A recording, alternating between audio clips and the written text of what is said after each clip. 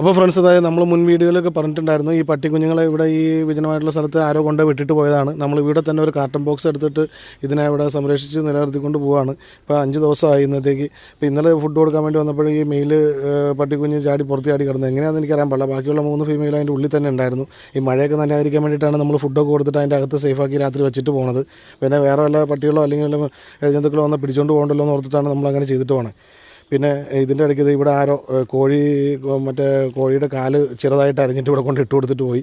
അതേതോ വലിയ പട്ടികൾ വന്ന് തിന്നുകൊണ്ട് പോയി തോന്നുന്നു. കാരണം വെച്ചാൽ ദൈവത്തോടത്ത് അങ്ങനെയൊന്നും കാണിക്കരുത്. കാരണം എന്ന് വെച്ച് കഴിഞ്ഞാൽ ഇത് വലിയ പട്ടികൾ വന്ന് ഇതുങ്ങളെ കണ്ടു കഴിഞ്ഞാൽ ചിലപ്പോൾ കടിച്ച് കയറി കൊന്നിട്ട് പോകും. ഈ കുഞ്ഞുങ്ങൾക്ക് ബിസ്ക്കറ്റും പാലും നക്കി കുടിക്കുന്ന പ്രായത്തിൽ അത് തിന്നാനുള്ള കപ്പാസിറ്റി ഇല്ല. നമ്മൾ അത് മനസ്സിലാക്കാൻ കഴിവില്ലാത്ത ആരോ ആണ് എന്താ കേട്ടെ.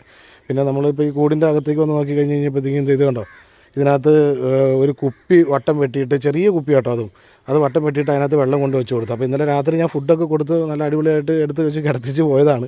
അപ്പോൾ ഈ കുപ്പിയിൽ വെള്ളം കൊണ്ട് വെച്ച് കഴിഞ്ഞപ്പോൾ എന്ത് പറ്റിയെന്ന് വെച്ചാൽ കുപ്പി അതുങ്ങൾ തട്ടിമറിച്ച് അവിടെ മൊത്തം അത് കിടക്കുന്ന സ്ഥലം മൊത്തം നനഞ്ഞ്.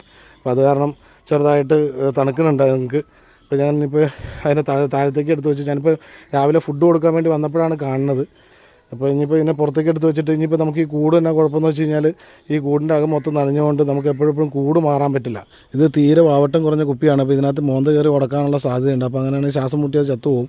പിന്നെയെന്ന് പറഞ്ഞാൽ ഇതിപ്പോൾ ഈ കൂട് മൊത്തം നനഞ്ഞേക്കണായത് കാരണം ഇനിയിപ്പോൾ ഇതിൻ്റെ വെള്ളം മൊത്തം തോരണത്തക്ക രീതിയിൽ വെയിലത്ത് വയ്ക്കേണ്ടി വരും. ഇനി വെയിലത്ത് വെച്ച് ഇത് ഉണക്കിയിട്ട് വേണം യൂസ് ചെയ്യാൻ വേണ്ടിയിട്ട്. എപ്പോഴും നമുക്ക് കാർട്ടൺ ബോക്സ് എടുത്ത് മാറാൻ പോകാനുള്ള സെറ്റപ്പുകളൊന്നുമില്ല. ഉണ്ടോ, ഇതുപോലെ രാത്രി ഞാൻ നിറച്ച് ഫുഡ് കൊടുത്തിട്ടാണ് അതിനെ എടുത്ത് വെച്ച് അതിനകത്തേക്ക് കിടത്തിയത്. നിങ്ങൾക്ക് ആവശ്യത്തിന് കഴിച്ച് കഴിഞ്ഞാൽ പിന്നെ അതുങ്ങളങ്ങ് പൊക്കോളും. പിന്നെ അങ്ങ് മാറി നിൽക്കുകയുള്ളൂ. പിന്നെ അധികം തിക്കും തിരക്കുണ്ടാക്കി കഴിക്കില്ല. പിന്നെ ഇതൊക്കെ ചെയ്തത് ആരാണെങ്കിലും നമ്മളെ സഹായിക്കാൻ വേണ്ടിയിട്ടാണ് ചെയ്തത്. പക്ഷേ ഈ പറഞ്ഞ പോലെ ഇങ്ങനെ ഈ ചെറിയ കുപ്പിയിലെടുത്തിട്ട് ഇതിനകത്ത് കൊണ്ട് വയ്ക്കുമ്പോൾ അത് നമുക്കൊരു സഹായമല്ല, നേരെ മറിച്ചിട്ട് അത് കുറച്ചും കൂടി നമുക്കൊരു പണി തരുന്ന രീതിയായി പോകും.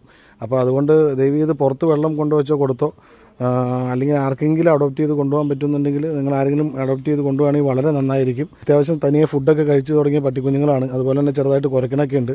കൊണ്ടുവച്ച ആൾ തന്നെയാണോ ഇതൊക്കെ ഈ പറഞ്ഞ കുപ്പിയിൽ വെള്ളം വയ്ക്കുന്നതും അതുപോലെ തന്നെ ഇവിടെ ഈ കോഴിയുടെ കാലൊക്കെ കൊണ്ട് അരിഞ്ഞിട്ട് കൊടുക്കണമെന്നുള്ള കാര്യം അറിയാൻ പാടില്ല. കാരണം മനസ്താപം തോന്നിയിട്ടായിരിക്കും ചിലപ്പോൾ. ഒരു പക്ഷേ ഞാൻ നമ്മുടെ വീഡിയോ കണ്ടിട്ട് തിരിച്ച് വന്നിട്ട് വെള്ളം കൊണ്ടോ കഴിച്ചോ ജീവിച്ചിരിപ്പുണ്ടോ എന്നുള്ളതൊക്കെ അറിയാൻ വേണ്ടിയിട്ട് പറഞ്ഞതായിരിക്കാം.